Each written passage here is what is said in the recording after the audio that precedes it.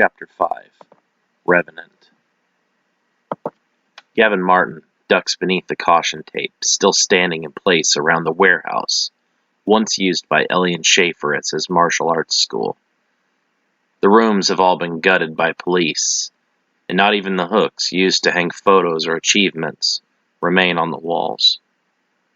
Gavin still has a feeling of deep unease within the building. Chills run through his body at the thought that several people were murdered in the same room that he currently stands. He has never been so close to death before. Funerals, seeming far too after the fact and removed from the process, as to have the feeling of what he now experiences. Where he stands, not only were the murders committed, but an ancient demonic creature was released into the world. Every cell in his body is electrified. He feels a slight shame in his exhilaration, but cannot deny its existence. Down the ever-darkening hallway to the stairwell, Gavin senses the zenith of the ominous feeling. The cold air from the old stone basement rises up and opens up his airways to fill them with all manner of strange new smells. The slightly metallic taste of magic hovers in the air faintly. The magic, weeks, perhaps even months old, is so strong that its residual effects cannot dissipate so quickly. Gavin guesses the strong smell he detects must be from the ritual that brought the creature Yamura back into this world. His brain brings up images of car batteries and soiled mechanics' outfits to most closely match the smells he encounters. Seeing no cars up on cinder blocks or bottles of chemicals, he becomes convinced that the odors are the byproducts of magical reactions in the air. If his eyes were trained so, he would be able to see the colorful traces of the spells, still hanging in the air like varying levels of fog cover. It will take weeks for the magic this powerful to clear the air completely.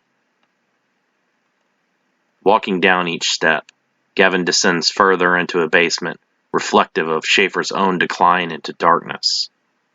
Gradually, the space becomes more poorly lit and contains standing water in several areas. The teen begins to wonder if the basement connects to one of the town's numerous underground limestone caverns. 2 side rooms are ajar, also blocked off by yellow caution tape. Formerly, numerous books and remnants of Schaefer's archaeological expeditions filled these rooms. Everything that would have once identified whose offices these belonged to have been boxed up and stored away in one of the many evidence trailers parked behind the fence outside the Rockland Sheriff's Department, near the kennels and the lot of vehicles seized in arrests. Why did I think there would still be something here? Gavin wonders, filled with disappointment. Of course the police took everything for evidence. There's no telling how much of the stuff in here had blood or fingerprints they could use. The space around the teen warps, and he feels a terrible cold. Ice crystals materialize on the walls, and his breath becomes visible in thick vapor clouds. Growling echoes throughout the basement. And Gavin dashes back up the steps in order to exit, not waiting to see what shares the area with him. Unknown to Gavin, the passing of Jake from the Book of the Black Earth to the astral world and back to this one has left a scar. Through that scar, the dead, long warped by hatred and isolation, once again begin to smell the sweet aroma of life. Upon exiting, Gavin draws the notice of a watchful bird. Blinking several times, the bird tilts its head and studies the strange aura leaking out behind the teen and into the fresh air. With a loud squawk, the crow takes flight to report its observations back to its creator. In a flash of light, the bird vanishes into the astral world to return to Master Forgeron. Tors Forgeron is not surprised, as his conjured spy returns telling him of Gavin's curiosity. He's aware that those who learn of the existence of magic are nearly always drawn to its power. He contemplates the potential usefulness of tempting the classmate of both Danny and Jake with promises of this power. A more startling problem arises as soon as the Crow reports the tear in the fabric between the astral and human worlds. Through even a small gateway, weak, wayward spirits and other creatures unknown, and even the vast libraries of Endelgian can pass. Should an older beast, warped by centuries or even millennia of jealousy and hatred of the living, take notice of the tear, all life on Earth could become at risk. Could you identify the anomaly? The Crow utters a small chirp indicating its lack of certainty. Return, and continue to observe. Should our traveler make his presence known, alert me immediately. As it appeared, so vanishes the Crow in a flash of light. Few of even the masters have perfected the ability to send their conjurings back and forth between the worlds. Despite a few suspicions, none know the full scope of his abilities. If he desired, he could easily become a member of the Elders' Council, but that would only spark Akanzi Erisai and the others to dig deeper into exposing him as a danger to all of Endelgian. That situation is one that the Master cannot allow. He has numerous plans hinging on discovering the location of the Book of the Black Earth before anyone else. The smell of life is intoxicating. For nearly 7,000 years, the creature has wandered the wastelands of the astral plane, always searching for its next meal. Already dead, the Revenant does not actually require any sustenance. The desire to taste life is an accumulation of a longing, grief, anger, sadness, and jealousy of all that which the creature no longer has. Born in the wilderness to a pair of primitive hunters, the creature never did receive any form of education or instruction in matters beyond those which involve survival. The world is a harsh place, and most of one's energy and concentration was spent keeping their family safe from hungry animals and rival vagabond hunters. Had the man that the Revenant once was had been born in a city and learned of the ways of a civilized man, maybe the monster that now exists would not be so powerful or so ravenous. The wastelands of the astral plane are even more unforgiving than those from which the man grew up, and the loneliness of that desolate place will drive even the most sane being into deep madness. Long relying only on instinct, the Revenant has attacked and consumed any other being it has come across in its millennia of existence. Whenever another Revenant is encountered, a fierce battle will ensue. The creatures seek to consume each other, and only one may leave intact. The consuming of other spiritual creatures grants a Revenant with increased strength and speed, as well as a heightened hunger and feeling of emptiness. As the creature becomes more powerful, its desire to kill slowly becomes its sole purpose. Memories of the living world are long faded from the creature, and the only time sparks of life emerge are when the energy of a still living being is consumed. The desire to live once more burns brightly for a time, and the Revenant actively will pursue more life, amplifying its murderous rampage. Loosed in the human world, nothing will stop the creature from its destructive path. All that live are in danger of the Revenant's appetite. Rarely has a living being ever passed into the astral realm, and even more uncommon have they ventured even a single step into the wastelands ruled by the undead. When that unlucky traveler has occurred, it only took moments for them to be discovered by the keen senses of the strongest of the Revenants. Every creature for hundreds of miles begins to sense the presence of life, becomes drawn to it like a beacon, and hopes that they will be the one to consume the wayward soul and become empowered by it. Multiple feedings mutate a Revenant, transforming them into grotesque beings that are unnatural and no longer seem as though they could have ever once been a living creature. As the smells of life leaked into the wastelands via the small tear in the dimensional fabric of the world, the Revenant nearest the source of this scent began to fiercely defend its territory. Rival and dead were drawn to the smell, and one by one all suitors were killed and consumed, furthering the hunger and the strength of the Revenant.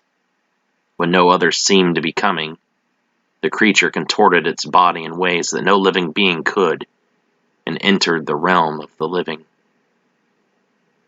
A thin claw reaches through the fabric, separating the physical and astral worlds.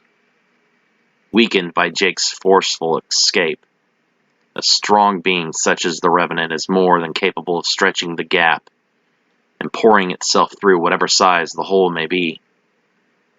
Once a living human, thousands of years of isolation and preying on lesser spirits have warped the creature into something no longer resembling anything else in existence.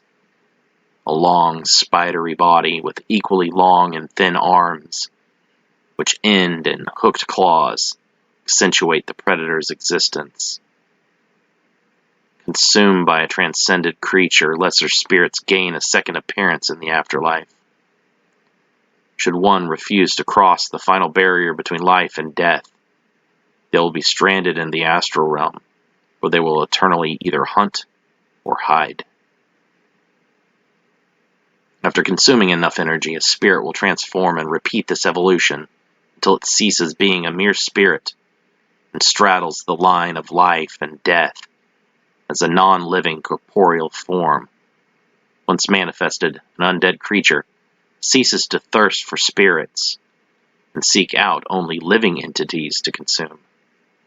Like an intelligent predator, the creature begins to continually search for weaknesses in the barrier between worlds, a place where the smell of life becomes overwhelmingly strong.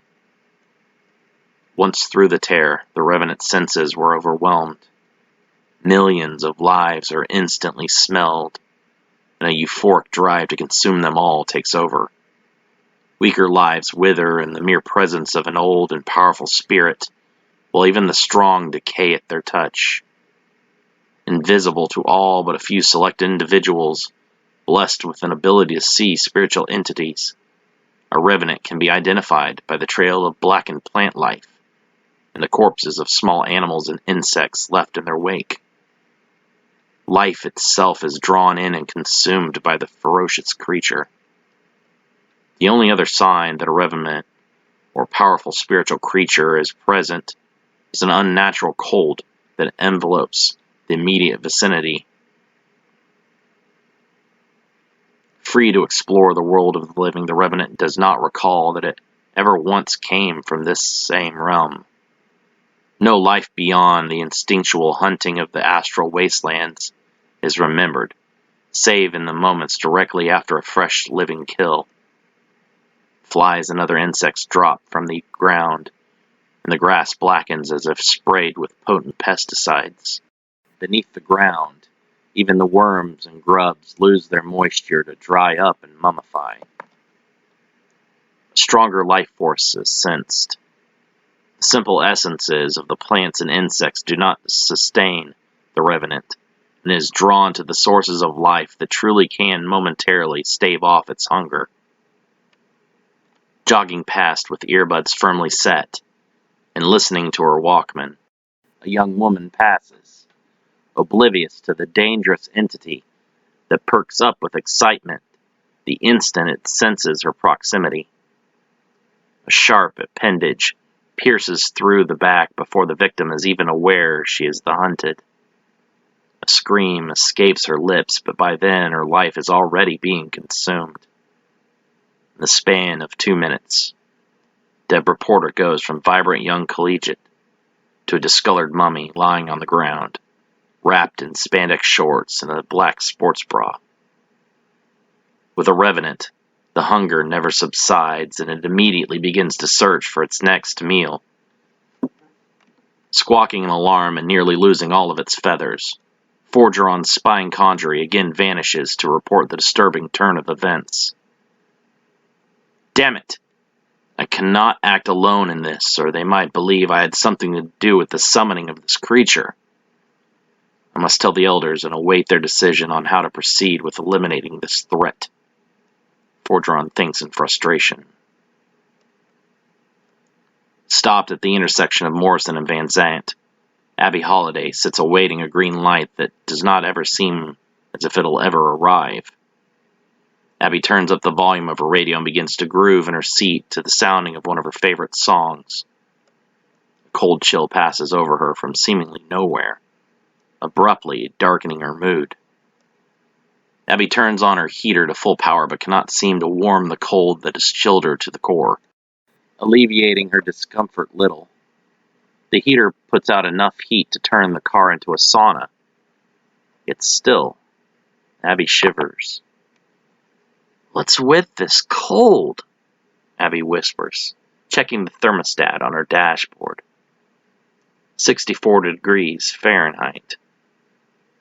"Bullshit," she groans, tapping the device with her index finger in irritation. The Revenant enters the car, its presence causing the young woman's breath to catch. Choking, Abby claws at her throat, but her arms grow heavy until she is unable to lift them. A tremendous force presses against her chest as the creature inhales her precious life. She cannot scream nor move. Abby is helplessly drained of her life energy. Drying up and shrinking into a withered form, the young woman breathes her last, and the creature that murdered her moves on to seek out fresh prey. The momentary relief is past, and the hunger is on the Revenant almost immediately. A horn blares from a compact car behind Abby's, which remains in park at the now green light. Angered and impatient, the self-important man leans out of his window and screams. "It's fucking green, are you colorblind?" the man shouts. Beside him rests a brown bag of fast food, which he had hopes of eating in peace before having to clock back in to work. Now fearing he might actually be late, he grows angrier by the second. "For Christ's sakes, fucking go already!" The car suddenly feels very cold. The man pulls his light jacket in close as he shivers. The lettuce on his cheeseburger turns black, and he finds it increasingly difficult to breathe. Licking her finger, Danny turns the page of the ancient textbook. She is both amazed and overwhelmed by how much reading is required of her daily. Without previous years of apprenticeship, she is far behind her peers on the level of knowledge that must come with her duties. Even when an apprentice is not needed or expected to perform certain tasks or spells, gaining the information behind each is mandatory. Danny's current reading is not the kind that she would ever choose willingly. She finds it boring and written in a way that is so uninteresting that she fights falling asleep. Across from her, the always solemn Menno Carione sits with his face buried in an equally stuffy tome. "Ah!" Danny shouts, slamming the book closed. Manel barely glances up, his eyes sending daggers to the distracting young woman. "What is it now?" he asks with irritation. He does not like babysitting the apprentice when Master Diodo is away. To him, Danny is a lost cause and a burden. The girl will never pick up on their lessons well enough to become an effective magician. "I can't take any more reading. I feel like I've had a library squeezed into my brain for the last 6 hours. Manel rolls his eyes, returning his attention to his own book. "You dozed off for at least 45 minutes.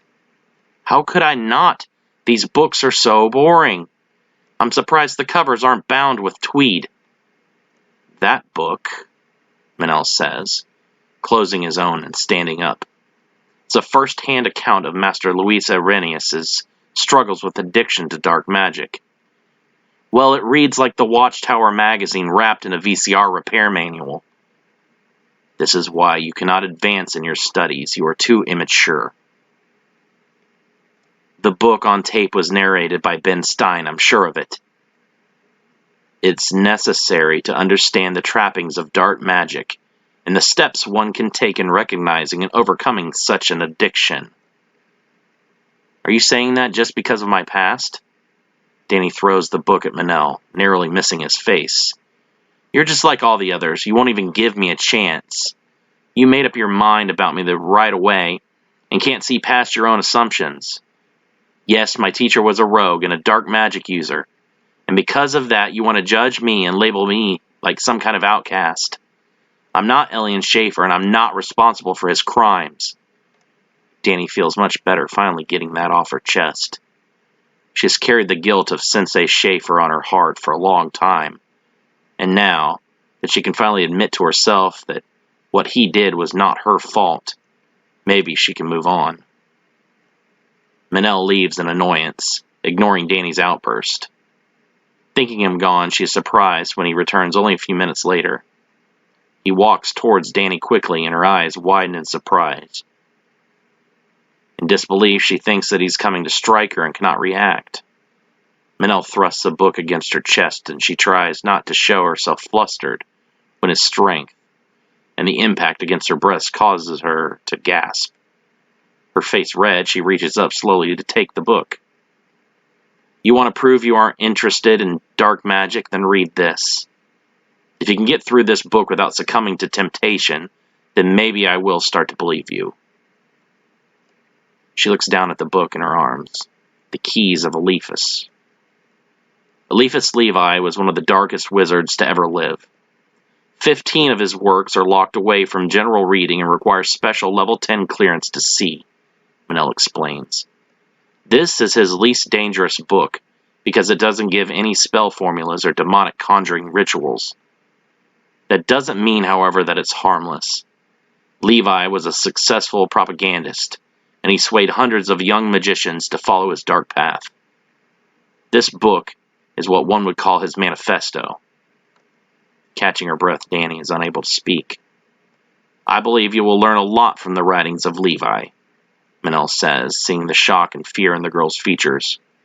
Your previous master did not teach you about the distinctions between light and dark magic. Perhaps he didn't want to scare you away, or maybe he was unaware of them himself. Levi, too, did not adhere to a belief in two separate factions of magic. To him, both light and darkness were necessary and equal sides of the same neutral force. You don't believe that, though, do you? Manel gives his head a firm shake. There is evil as surely as there are forces of heat and cold, gravity, pain. Some magic has no use other than to inflict suffering. I cannot accept that such spells as those could ever be used for good. Sensei taught me that the deed itself didn't matter, but it was the intentions of the performer. Your former teacher may have been nothing more than a misguided fool, Manel shrugs. Without ever having met him, I cannot say for sure. He pauses, staring at Danny with sadness in his eyes. For a moment, she is lost in his gaze, thinking of nothing else. Did you know that there exists a curse spell for the removal of a child's soul and converting it into energy?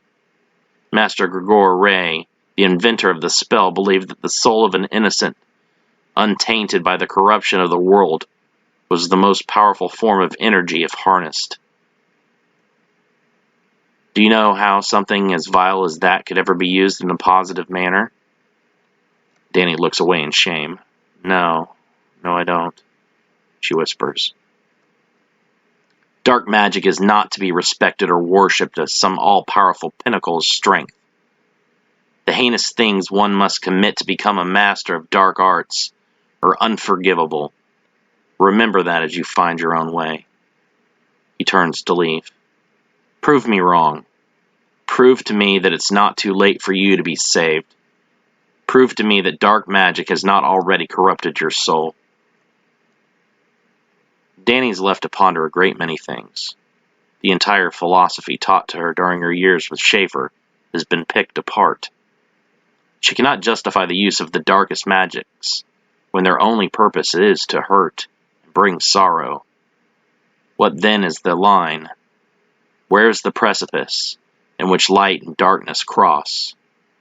She wonders if that line will be visible to her, or that because of her past actions it's already been crossed. Staring down at Levi's book, she feels an icy cold spreading through her fingers. A massive void expands as if she were staring out across the gulf of space. The girl's first instinct is to close and hurl the book across the room and return to Rockland in defeat. Manel said that I had to read Levi's teachings in order to prove that I was not already lost. Would he tempt me if he truly believed there was no hope for me? She opens up the book and begins to read. Levi's words are almost poetic in their elegance. The vibrant imagery he evokes is spectacular. Reading, Danny feels as though the author himself is standing over her shoulder and dictating the words. Sweat glistens off the girl's brow and her breathing becomes heavy. His words are intoxicating. It's almost as if he's woven a spell into the book itself. Is that how he changed the minds of so many and became such a vital leader? Did he somehow enchant all those who read from his books? Rockland, Indiana, September 5th, 1998.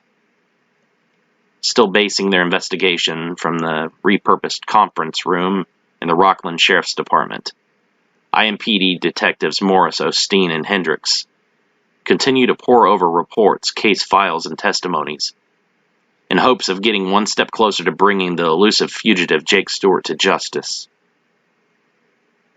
None of this makes any sense, Morris groans, pulling at his hair. We know that Stewart boarded a Greyhound in Bloomington, headed for Atlanta, Georgia. We had numerous witnesses placing him along that route, including police in Belize, Georgia, who narrowly missed apprehending him at the bus station.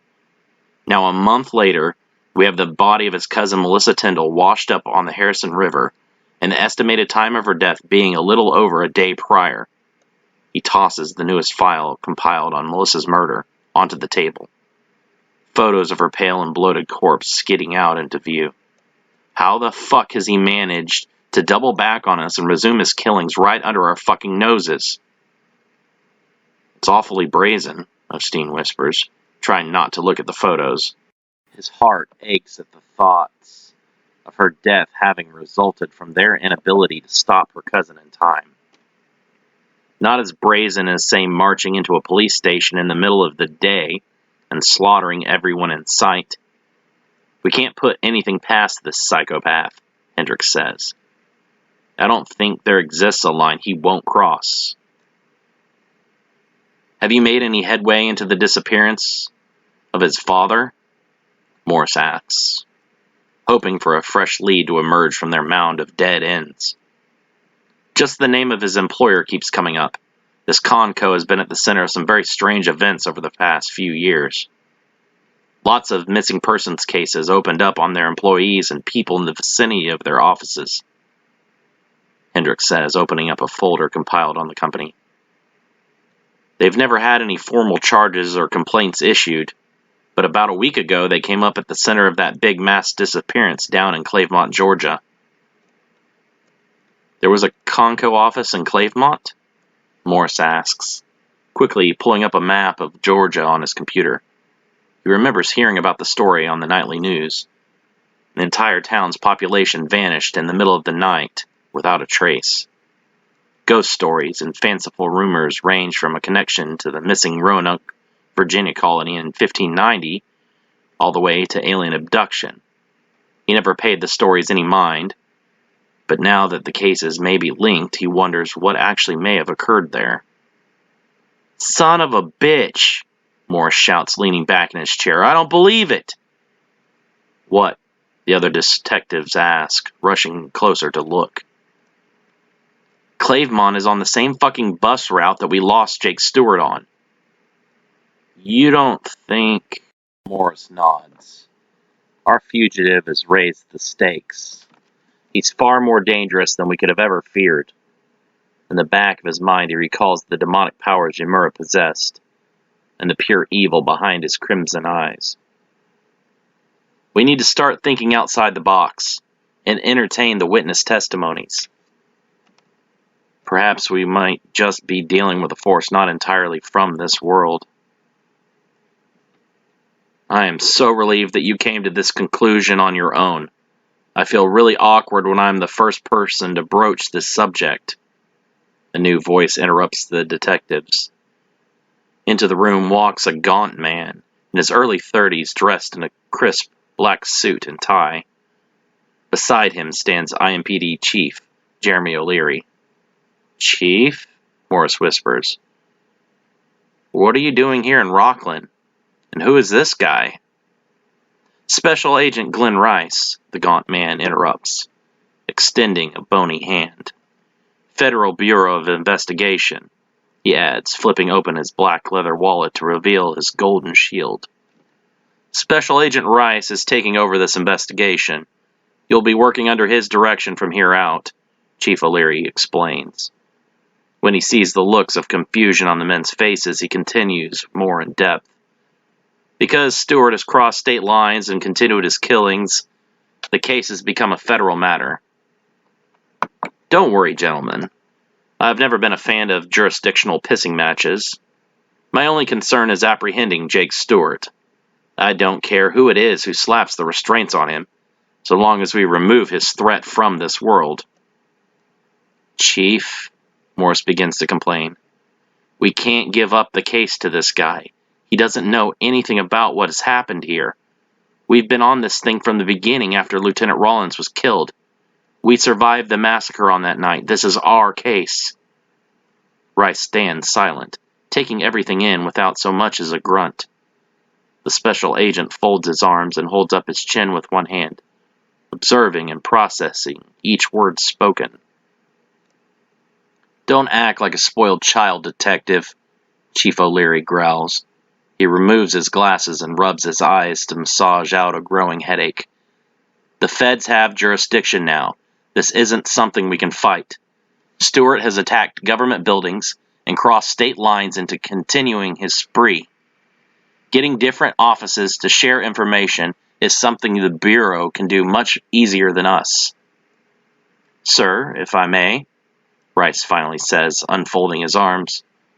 O'Leary waves his arms in approval, his patience long worn. Detective Morris, is it? Morris nods, scowling at the special agent. I'm not here to box up your files, load them into my car and drive away, leaving each of you holding only your wangs. As you said, you were at ground zero. I would very much like for us to have some semblance of cooperation. I know more than you give me credit for. But since I've never before seen this Jake Stewart in person, it is all just words on paper. Trust me, meeting that kid in person isn't something anyone should ever volunteer for. And I find that fascinating. I've spent decades building profiles on serial killers of every shape and size. This is not the first juvenile mass murderer I've run across. 7 years ago, a boy named Dylan Aries stabbed his parents to death in their sleep with a kitchen knife, then locked his 4-year-old sister in a room and burned down their house. The fire made it hard to tell what happened. Dylan poured accelerant all over the bodies of his parents. By the time the fire investigators discovered the accelerant, Dylan had already murdered his aunt and uncle that he was staying with. When the police finally apprehended him, he was only 13 and killed 7 people. 2 more bodies were discovered in the backyard of his home that were identified as neighbors thought to be wintering down south. I met with Dylan in prison where he was tried as an adult due to the heinous and unrepentant demeanor he expressed during his trial. I learned a great deal about young killers from his fractured mind. Yeah, well, could this Dylan kid set fires with a word? Did he have glowing red eyes or fangs instead of teeth? Morris asks, accusingly. No, of course not. That would be absurd. Morris, knock this shit off, O'Leary growls. The defeat in his voice shows how tired each of them is, and ready for this case to be finished. I cannot explain the images that you believe you have seen. I have read your reports and I am at a loss. Beyond stress, Hallucinations that graphic are very uncommon in witnesses.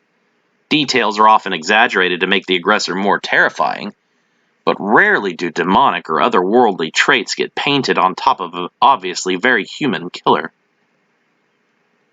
I'm not the only one who saw these things. You claim mass hallucination as the explanation?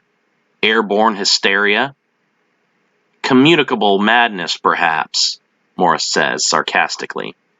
O'Leary slams his fists on the table, having had enough of his detective's smug attitude. You will cooperate with Special Agent Rice, or you will be removed from active duty pending a full clearance from psychiatric professionals. Do you understand? I would like to re-interview several of the witnesses again, myself, personally. I find that I'm able to pick up more details when it is myself that is asking the questions, Special Agent Rice says. What about the newest murder? Detective Osteen asks, speaking up. Melissa Tyndall. Rice nods, smiling uncomfortably. Yes, Melissa Tyndall, age 15, cousin of our suspect. Well, I do believe those cases are connected. Jake Stewart is not our murderer in this instance. What? Are you joking? There's no way another murderer is loose in this town with connections to the family, Morse protests. Ah, but that is exactly what's happening. Jake Stewart was last positively identified in the vicinity of Belize, Georgia. Less than 100 miles away, we had the mysterious events of Clavemont, where nearly 2,000 people went missing in the span of a single night. I still find it difficult to believe Stewart returned to Indiana after being involved in Clavemont in time to murder his cousin before disappearing once more. We need to put a priority on solving the young girl's murder, O'Leary says. The public sentiment is very on edge right now. If we're unable to release the body to her family by tomorrow for a funeral, there'll be a panic in town about this killer still running around. I would appreciate if you were able to focus on Tyndall's murder locally. I need to conduct my follow-up interviews before proceeding with my search for Stewart. O'Leary nods. I think that's wise. Hendricks, make sure the labs have received our samples. We can't risk any delay should they be lost on a shelf someplace. Yes, sir, Hendricks says, gathering up his belongings from the room. Pay Melissa's parents another visit. I hate the notion, but most youth murders are perpetrated by immediate family members, O'Leary adds, turning towards Morris, and try to get through the media shitstorm as unscathed as possible. These vultures smell blood in the water. Sharks, Rice cuts in. Vultures smell putrefaction. Sharks smell blood in the water. Oh, fuck off, O'Leary growls, storming out of the room. Rice stares at the victim board posted to the wall. At the top of the list is Lieutenant Joanne Rollins, the first investigator to try and break the case, thinking the murders of Ellie and Schaefer would be the end. Below him are the victims linked to Schaefer, Professor Richard Corey, Brian Chen, William Holden, and 20 others. Schaefer was a serial killer in his own right, but he would soon be dwarfed by Jake Stewart. The first victims linked to Stewart are two low-level street thugs found in an alley near Schaefer's martial arts school. Next, the photos of student Evan Glaus and Ellie and Schaefer himself are pinned. 6 civilians and 5 uniformed police officers stare back from the board at the detectives. 2 more civilians were killed during Stewart's public explosions near a police roadblock. A separate web of lies lost is left unconnected from the main board.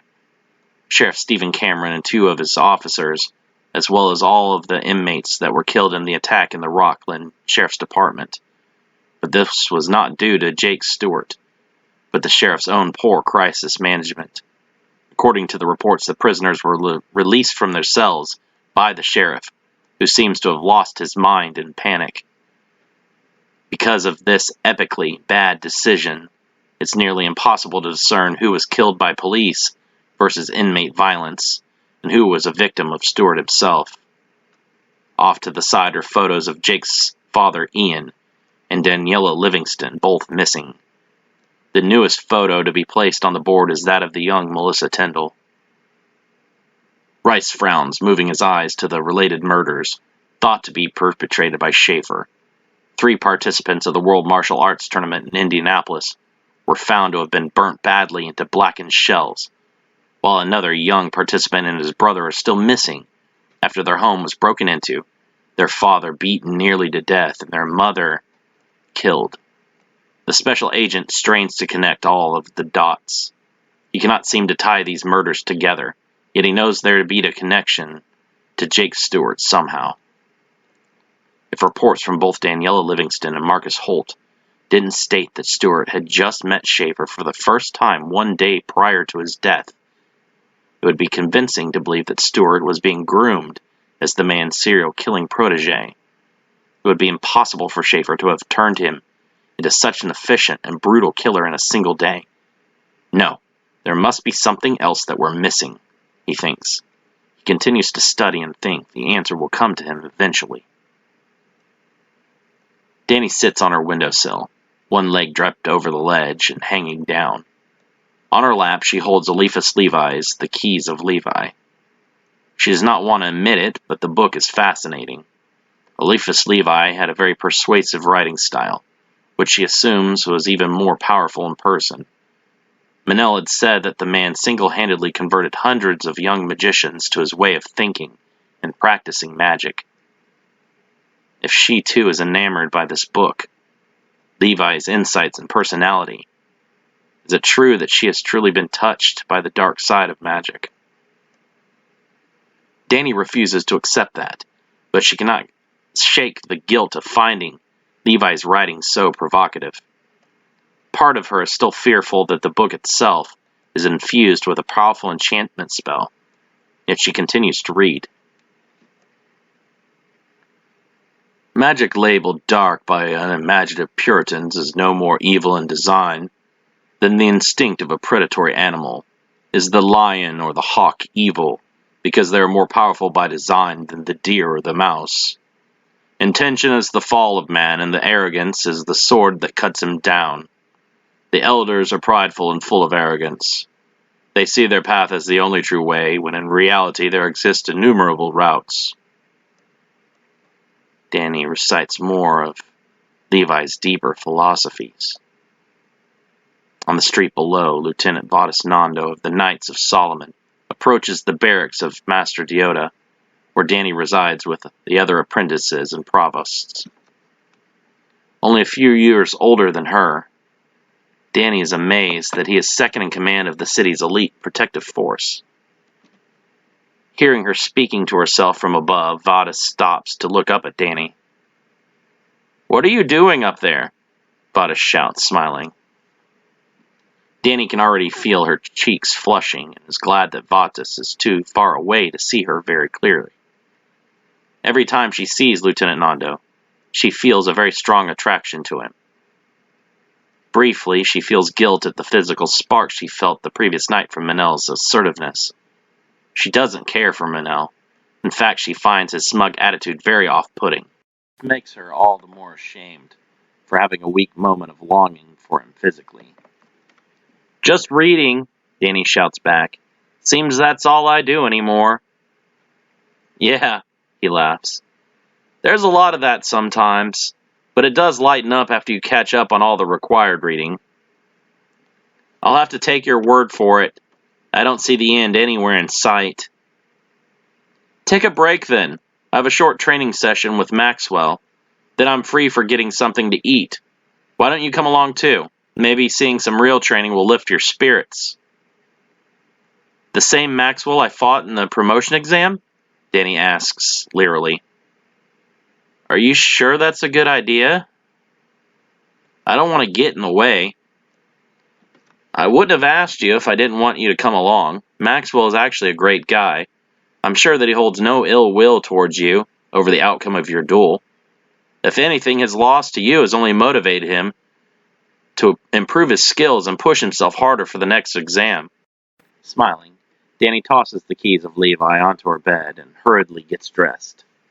Since she is not going to be formally training, she is not required to wear the robes that mark her as apprentice. Instead, in her free time, she is allowed to wear whatever street clothes she has brought with her from home. Selecting a black top and low-cut jeans, Danny rushes out of the dormitory to spend the afternoon with Vatis. "So what were you up there reading?" Vatis asks as they walk. Not wanting to give the impression to Vatis that she is enamored by dark magic, Danny neglects to mention the keys of Levi. The Ethics of Conjury," she replies, recalling the name of one of the other books she's been struggling through. "Yikes," Vatis laughs. "That's a rough one. Very preachy." "Yeah, I'm not exactly a fan of being ministered to by a magical church lady. Never was very religious myself either. That book is about as subtle as a sledgehammer. But she does pose several good questions, which is why it's required reading.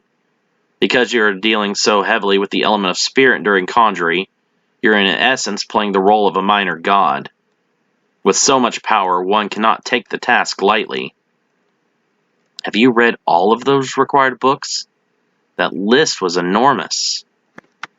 "I had to dredge my way through Master Arisai's library before I even made Provost. Since then, I look for new books to read and expand my greatest weapon whenever I get the opportunity." Danny rolls her eyes playfully. "I never would have pegged you for a nerd." Vatis laughs. "Magic relies heavily on a strong, disciplined mind. The most intelligent magicians are some of the most dangerous." I hate lying to him. Vatis has always been one of the few people that I've met here that doesn't treat me like some kind of outcast or groupie for Team Evil. If he knew I was reading one of Eliphas Levi's books and enjoying it, Vatis would look at me differently. They reach the training grounds for the Knights of Solomon, where they're stopped by two heavily armored guards. "Your marks," one of the guards demands, blocking their path with his sword. Both show their marks. Danny's the sigils belonging to Master Juvat Deoda, Vatis's of Captain Nakanzi Arisai. Nodding, the guards allow them to pass through the gates. "The apprentice is your responsibility, Lieutenant. Do not let her out of your sight," one of the guards says as they pass. "I don't have any intention of doing that," Vatis replies with a smile, putting his hand gently on Danny's back and urging her forward.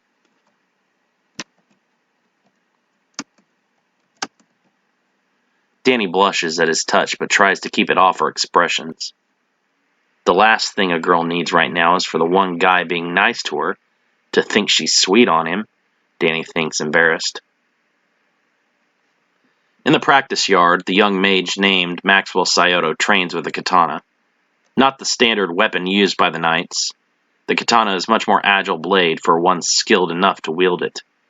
Swinging against phantom opponents, the man's dark muscles flex and contract. Sweat glistens off his torso.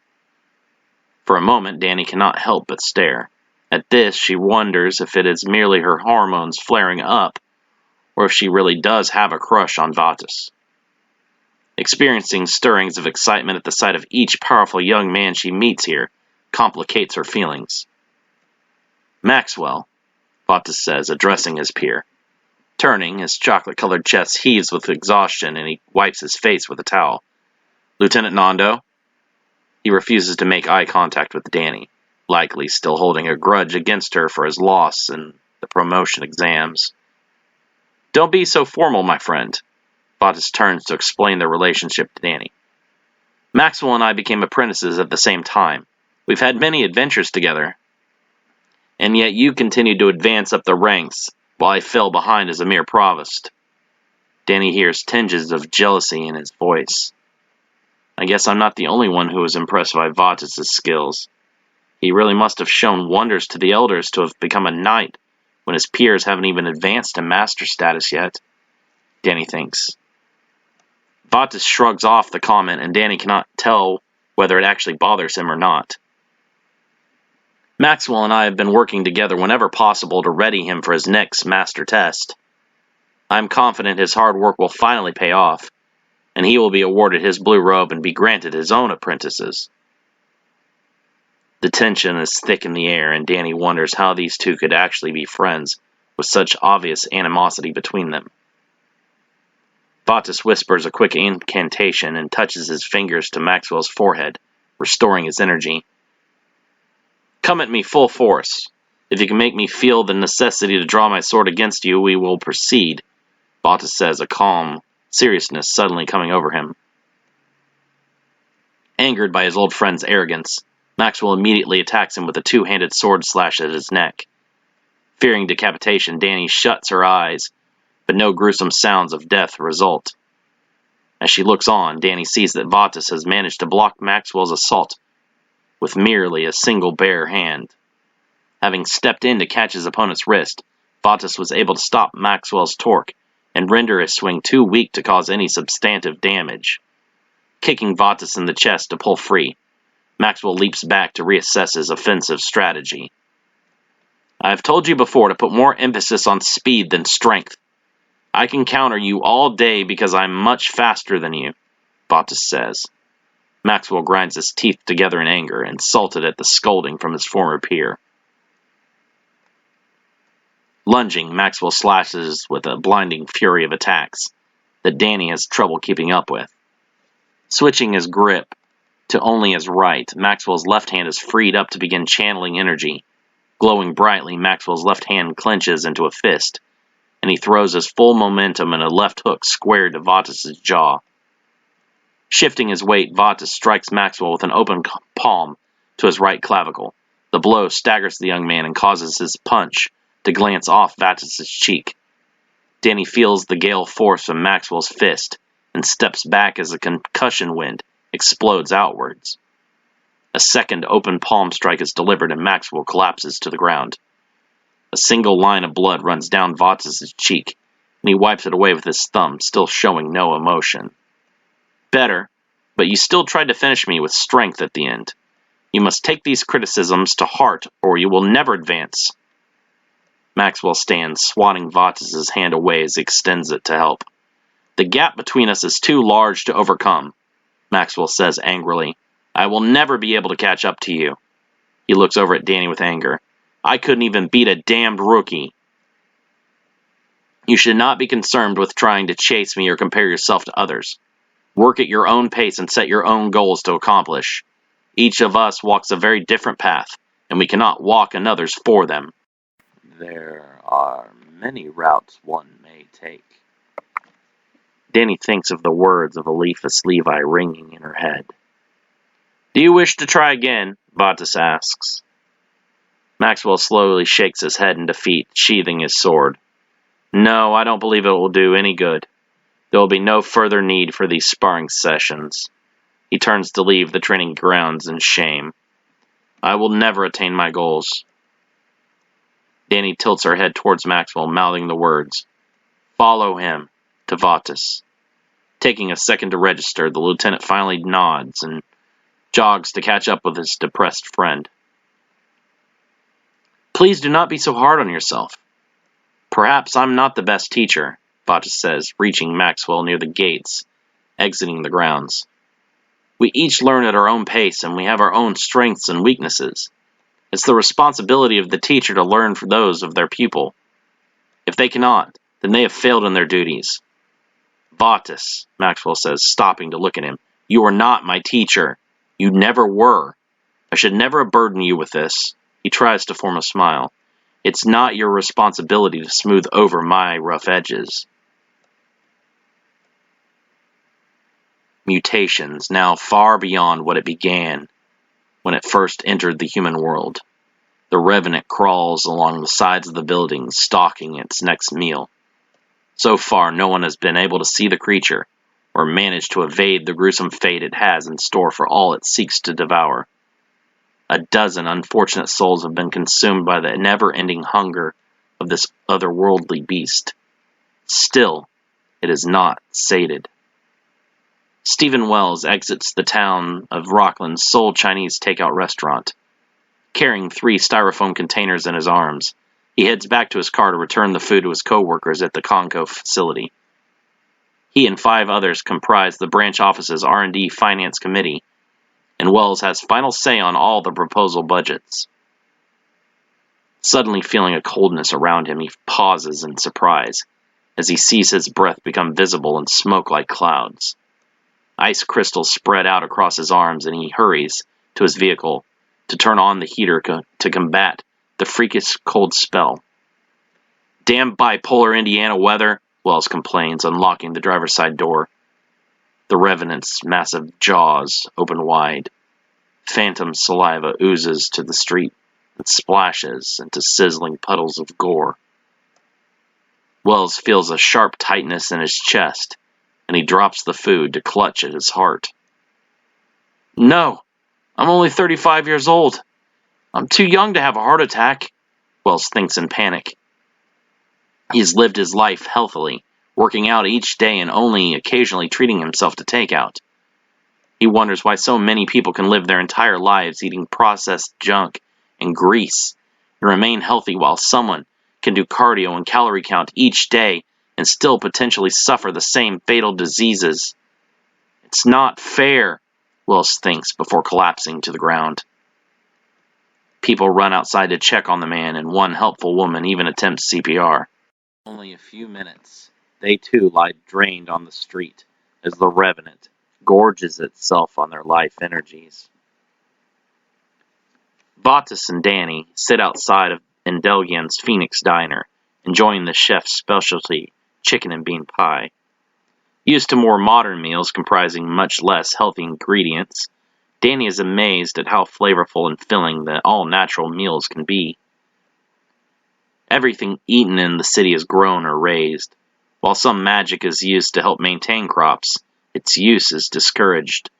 The ability to grow and raise vegetables and livestock is a good indication of a person's work ethic and dedication.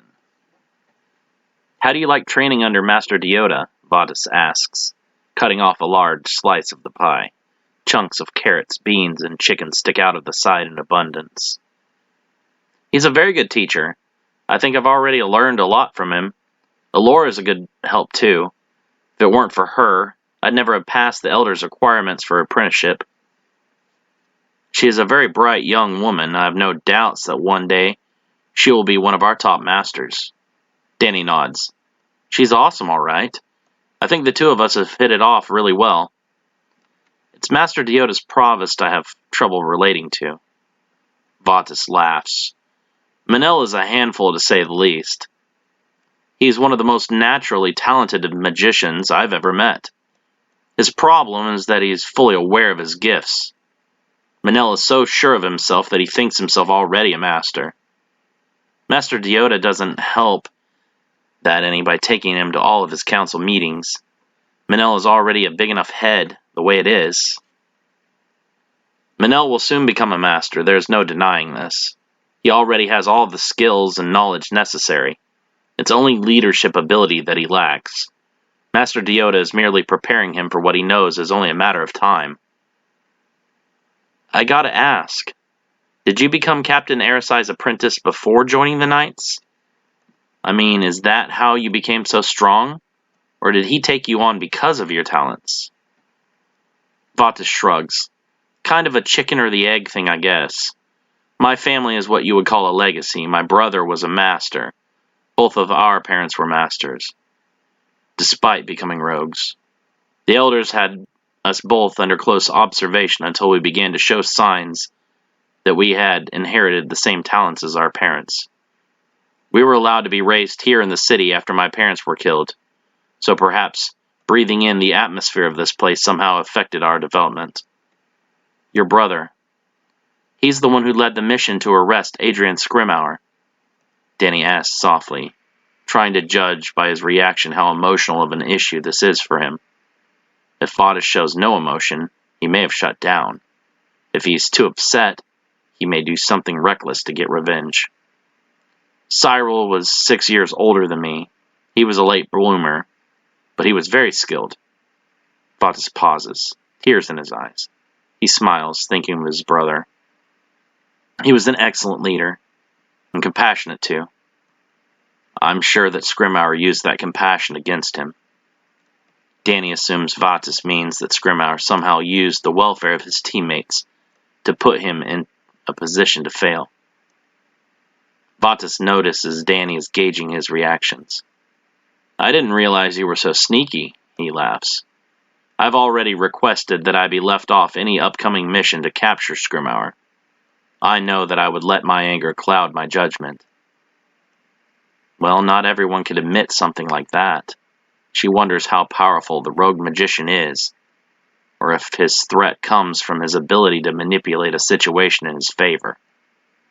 She wishes she could ask Jake about the man, but knows that right now he has enough problems of his own to deal with, without taking on hers as well. "Your friend Jake, he was trained by Scrimauer." Danny's heart sinks, fearing the conversation would backfire on her like this. "Kinda.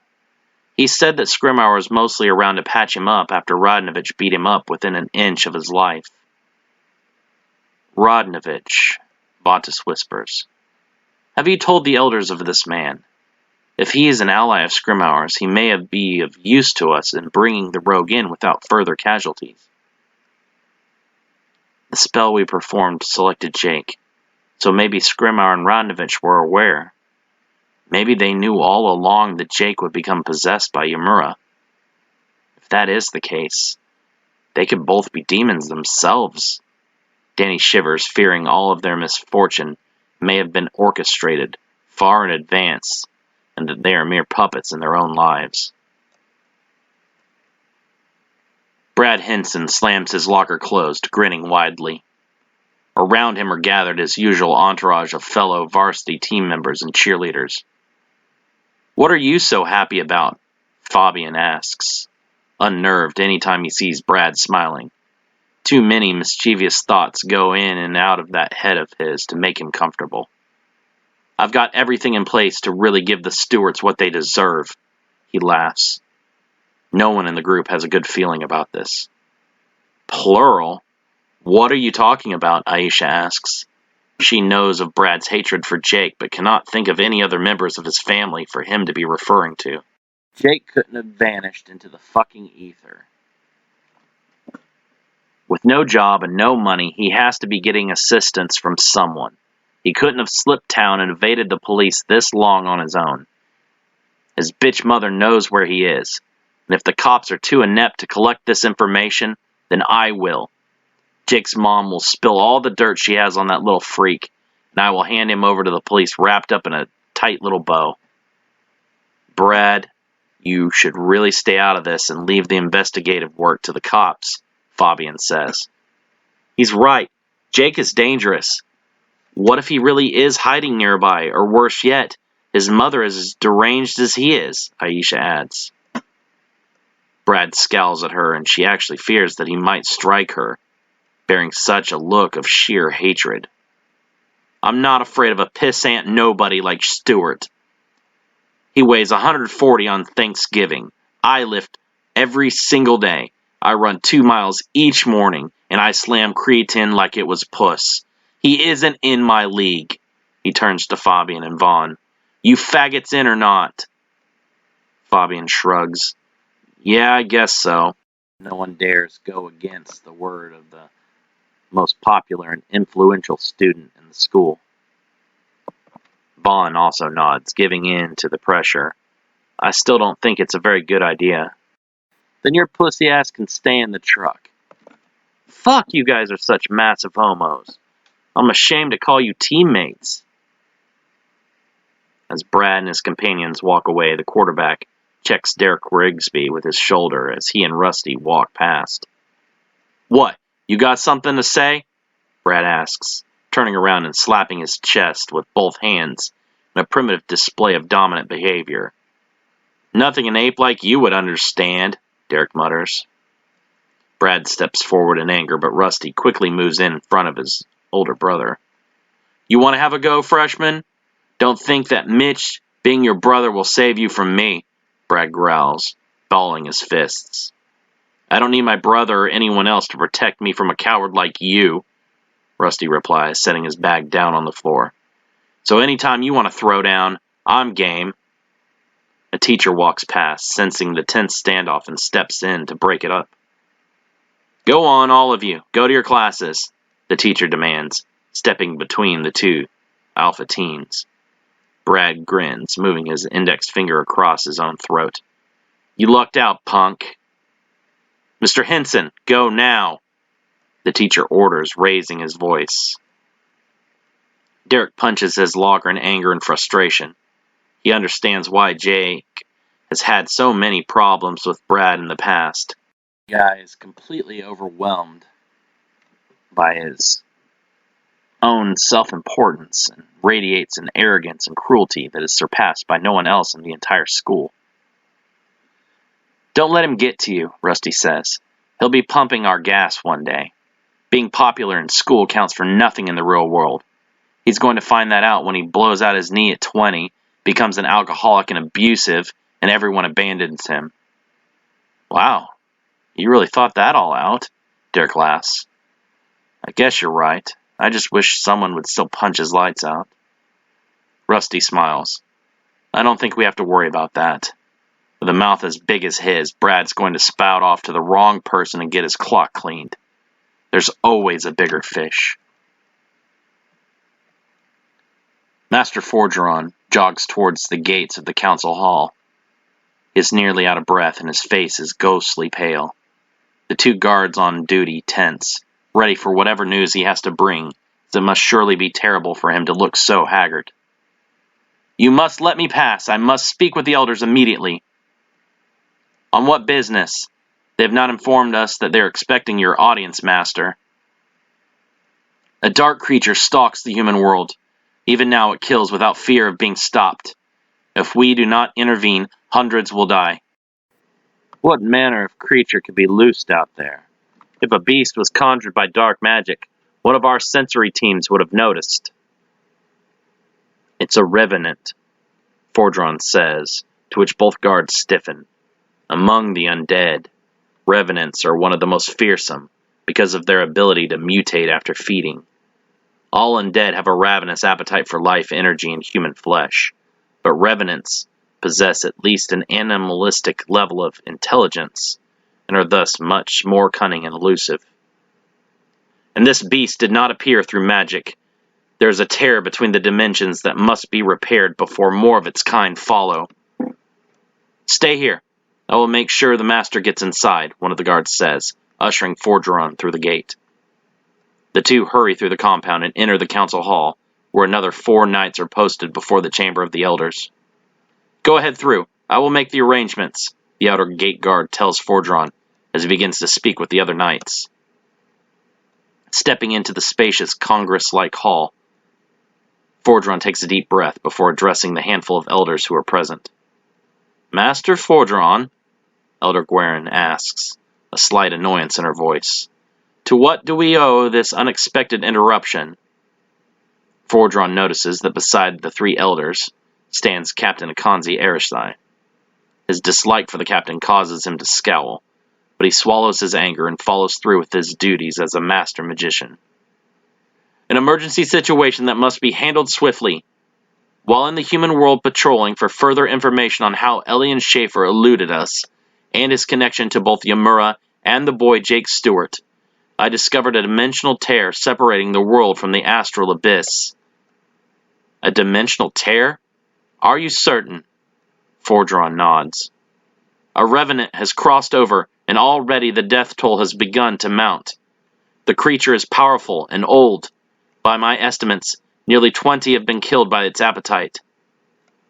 The elders break into hurried discussion among themselves. While the others are busy in talks, Captain Arishai takes his turn to interrogate the shifty magician. "What business do you have still investigating the matter of Elian Schaefer? You were not assigned to that task. Perhaps you were looking for some form of evidence, linking yourself to his continued instruction that you wished to destroy." "Now is not the time for your rivalry," Elder Fauve interrupts, stepping forward. "Master Forgeron, this news is very troubling. We thank you for the speed in which you have reported this matter. Are you prepared to lead the response to this crisis? You are familiar with the city. through which this creature emerged? Elder Guerin asks. I am. I also request that I am allowed to bring Apprentice Livingston with me. She is even more familiar with Rockland than I. Together, there should be nowhere this beast could hide from us. A Revenant is a very dangerous creature. Protocol with dealing with one requires a response from only Master or Knight-level magicians. An apprentice coming along will only be a liability. Her inexperience and unfamiliarity with the undead will make her nothing more than another victim, Elder Fauve objects.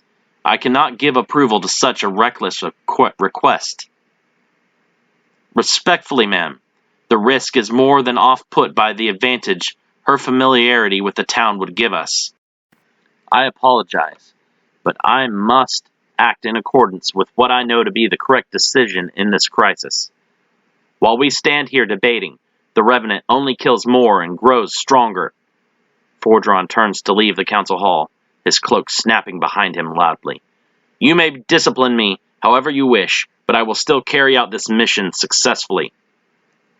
Unexpectedly, Captain Ersai speaks up in his defense. I agree with Master Fordron. The response to this crisis must be immediate, and we do not have the time to argue over semantics.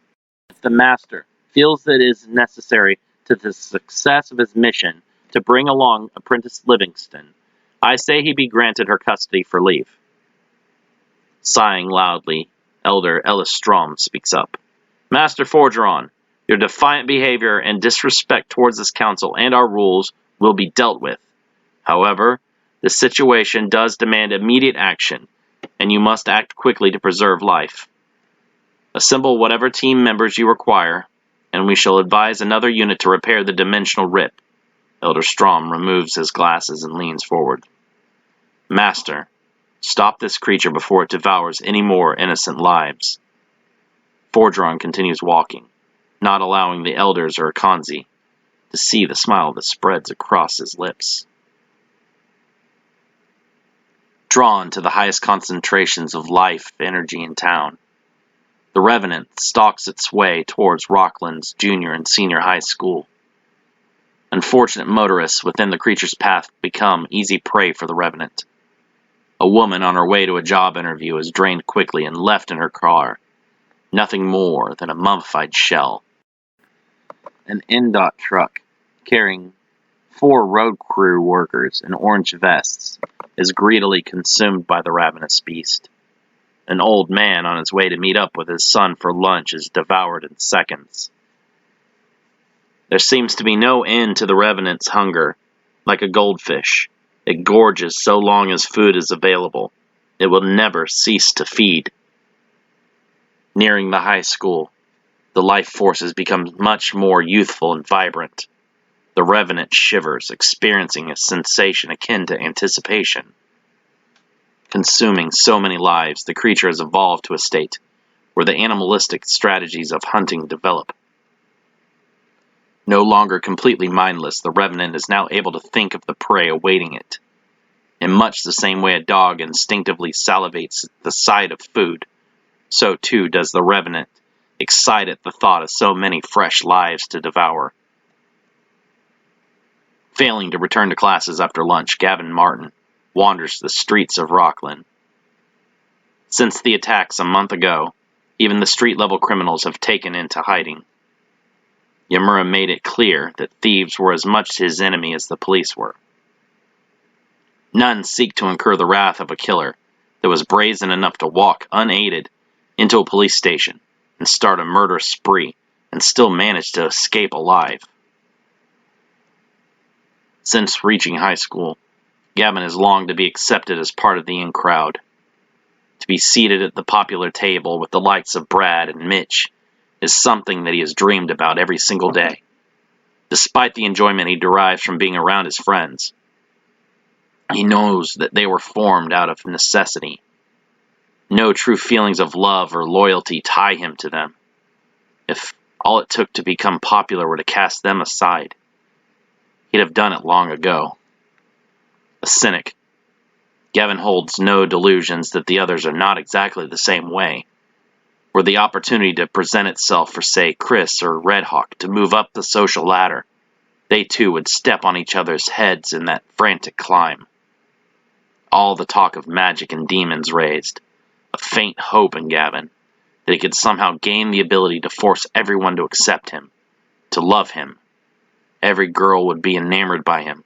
Every guy would be his companion and look up to him as a shining, golden god.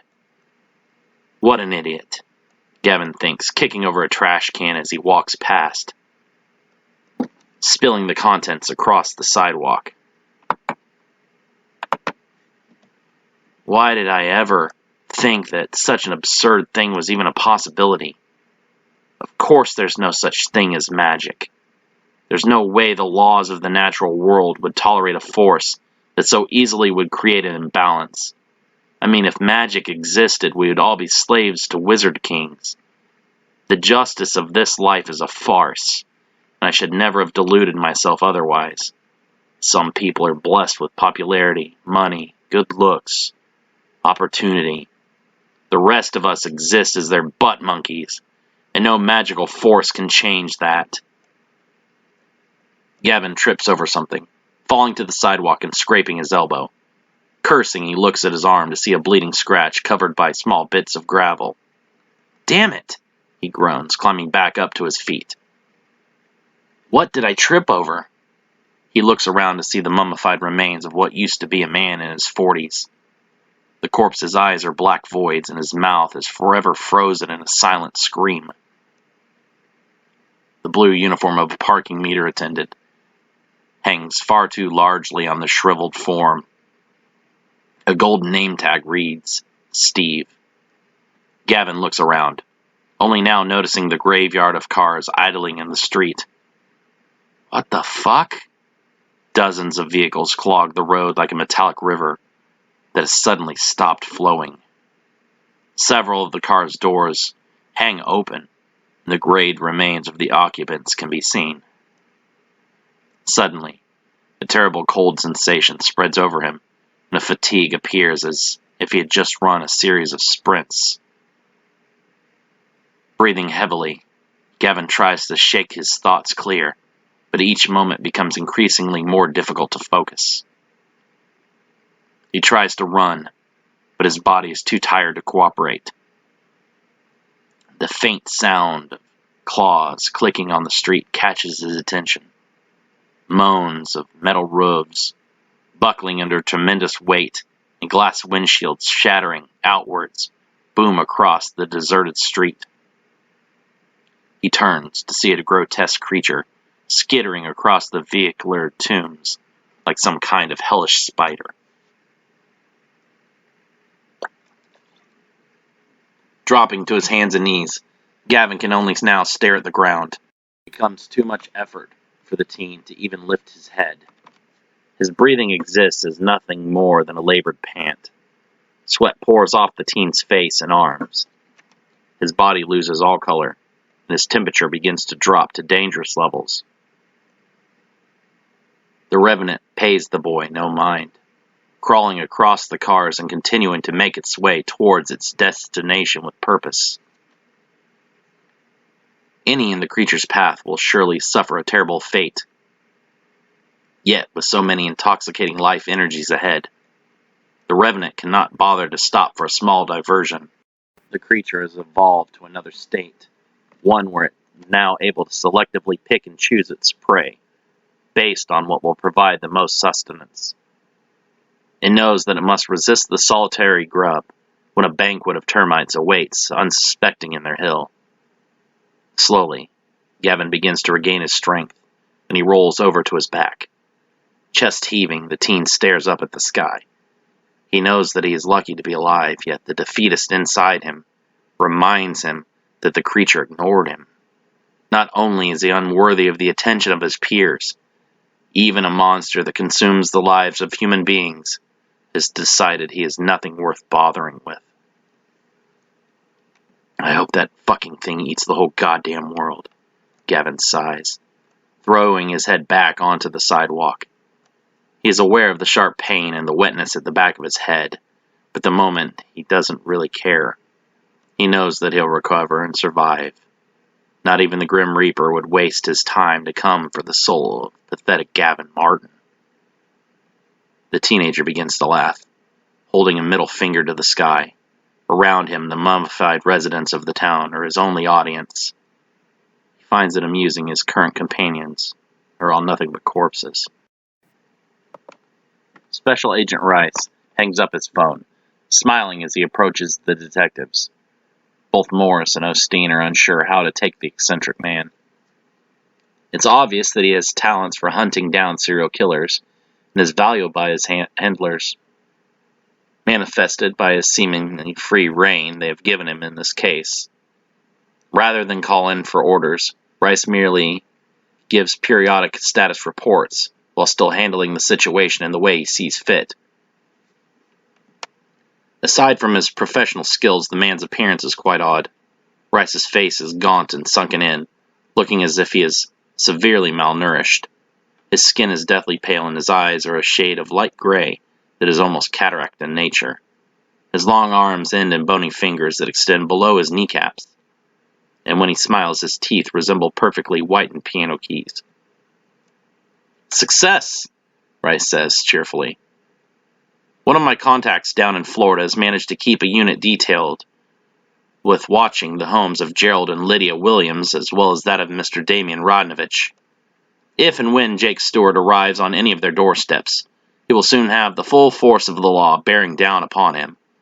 His run may have lasted longer than it should have, but we finally have the opportunity to set things right. For all the lives he's taken, we now are able to move this threat from the public and prevent him from doing any more harm." "What if he uses explosions like he did here?" Morris asks, pointing around at the still damaged Rockland Sheriff's Department building. "He will not have the time nor the opportunity to set up such traps.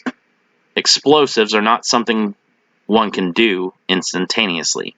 They require careful preparation. We will snare Jake, and he will be caught off guard, and he will only have the strength of a deranged teenage boy to deal with, not some mad bomber." He gives them a sneer, mocking their collected witness testimonies. "Or some crazed demonic creature. Even with extra units in place, do you really think you can take him down?"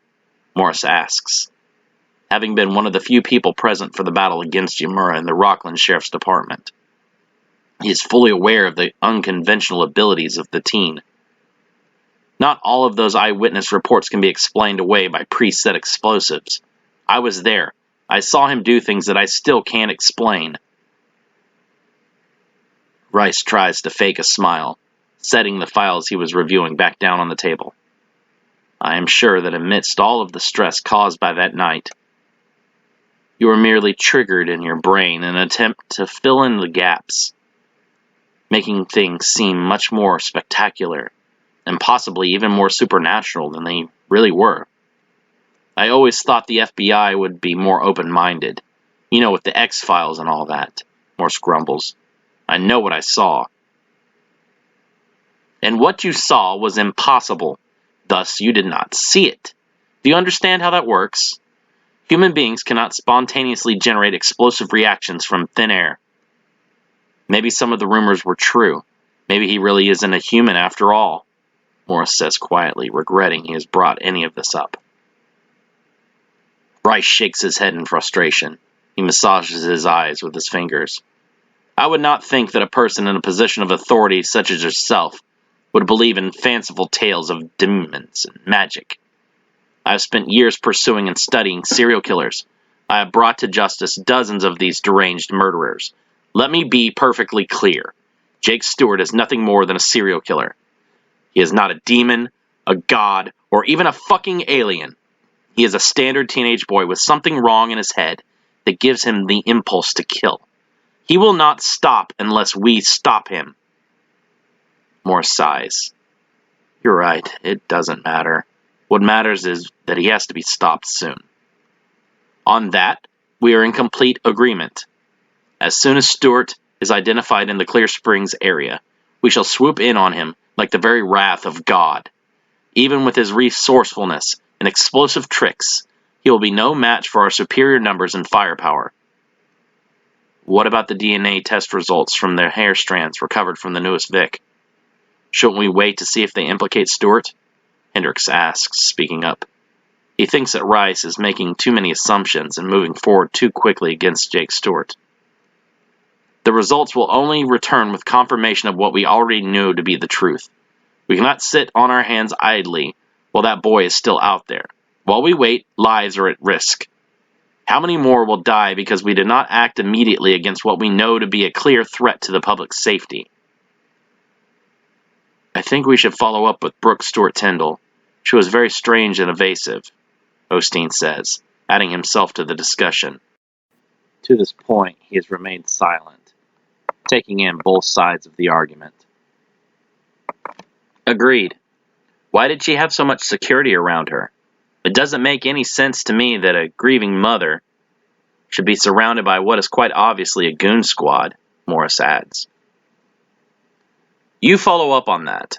As I said before, I do not believe that Stewart is the killer of Melissa Tyndall.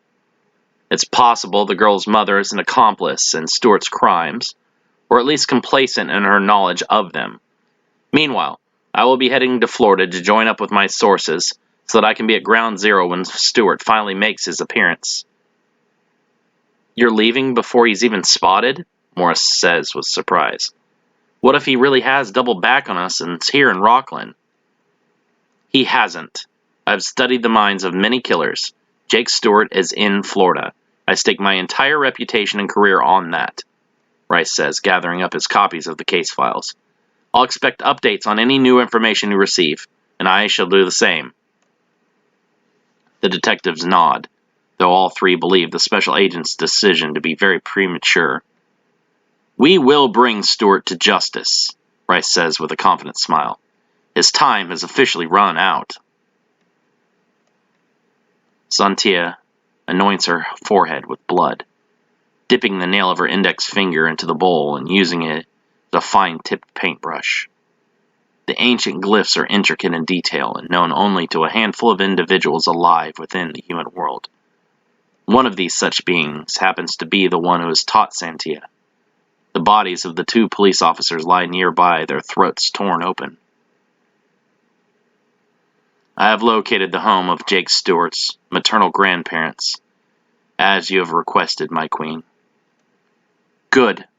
Continue to stand watch and alert me as soon as my brother's vessel arrives. I will see to it personally that he has not escaped my wrath. Yes, my queen. And should any more men of the law arrive to hinder our efforts, do not hesitate to eliminate them. It would be an unwelcome irritation for the humans to ruin my vengeance, or worse yet, rob me of it. I can assure you that no such event shall occur. Of the 3 police officers posted here, I was able to enchant one of them under Badare El Controle. He will act as our tool. As my eyes and ears, he shall alert me of any of his fellows if they seek to come, and he shall give up his life if necessary to prevent them from reaching us here. Very good. See to it that you do not fail. With the Amura's escape from Emil's trap, I can no longer stomach any failure. Should you ruin my opportunity to ensnare my traitorous brother, I will slowly vent 10,000 years of pent-up hatred and fury upon you in his stead. Santia shudders, a paralyzing and cold fear moving throughout her body, unable to properly respond. Stands, trembling in silence, until her master's visage vanishes from the pool of blood. Narain, Averno, 10,000 years ago. Inyana, queen of central Averno, and head priestess of the faith, strides down the main corridor of the royal palace, clad in a holy robe adorned in jewels, colored a deep scarlet red. The robe is made of the finest fabrics of the entire world.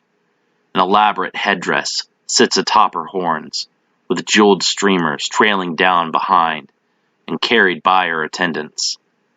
2 additional attendants dressed in more plain scarlet tunics flank her on each side. Your lord mate and king seeks your presence, your grace, Abina says, The female is one of Inyana's top attendants, but closer in age to her brother Ymura. Tell Marduk that he can wait. I must meet with the priest from Shmi, the citadel of Lord Thymus.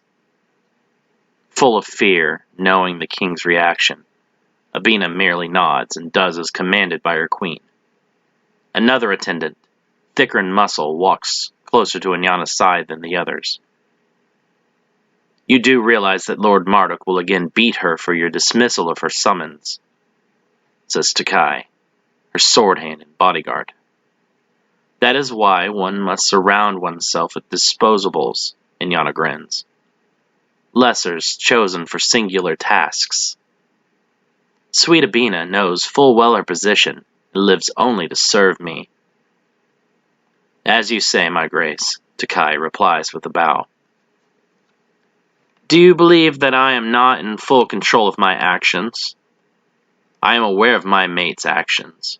I just do not concern myself with the well-being of someone whose sole reason for living is to be my servant. I will assign tasks as I please. If my servants fail, they will be put to the sword. Do you object to my methods? No, your grace. Send word to the generals. I am beginning planning our invasion force of the human world. Without the king's counsel? Even Takai is surprised at the brashness of her queen. Inyana stops, glaring at her servant. Takai tenses, expecting the queen's hand, but it does not come. Marduk is merely the image of a ruler. You all know who truly runs things in this nation. I shall make the plans, and I shall be the one to carry them out. The king will merely nod and sign off on the plans, because he knows them to be superior to anything he could come up with on his own. Takai nods, leaving Inyana's side. Maxwell trains in the presence of the Knights of Solomon. He works hard each day, pushing his body both physically and mentally to the edge. Because of Vatus's influence, he is able to receive special permission to train with the Knights. It is Vatus's hope that training with partners so much stronger, Maxwell will be forced to evolve and finally reach his dream of becoming master. He nearly achieved that dream, but it all came crashing down when Vatus brought the new apprentice prospect Danny forward to be his opponent. What should have been an easy victory on the path to his achieving master instead became a humiliating defeat.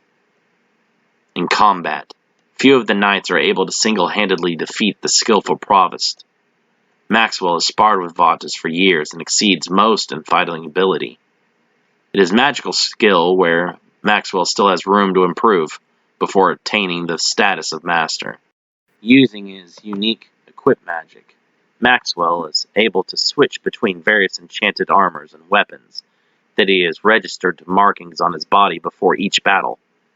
Using offensive elemental magics and combining them into more complex spells is difficult for Maxwell, and he tends to rely more on enchanted objects and tools. Unlike fighting, which can be taught, looking inward to unlock a mastery of conjury is something that each person must do alone. To become a master, one must truly master these fundamental skills. Damn it, Maxwell groans, crawling to his feet after being blasted by a conjured wind element. His attacker rubs his jaw, having retaliated with magic only after being overwhelmed in physical combat. When you get conjury down, you'll be better than most of us, the knight says, still rubbing his jaw. You sure have some power behind those punches. Don't patronize me, Maxwell groans. I know I'm not getting any better at it. There's no reason to be so down on yourself. We don't all advance at the same rates. You can't continue to compare yourself so closely against Vatus. The lieutenant is a genius. He could have made master at age 5 if he'd started that early. None of us are as good as him except Captain Arisai. Maxwell's anger only increases at the reminder.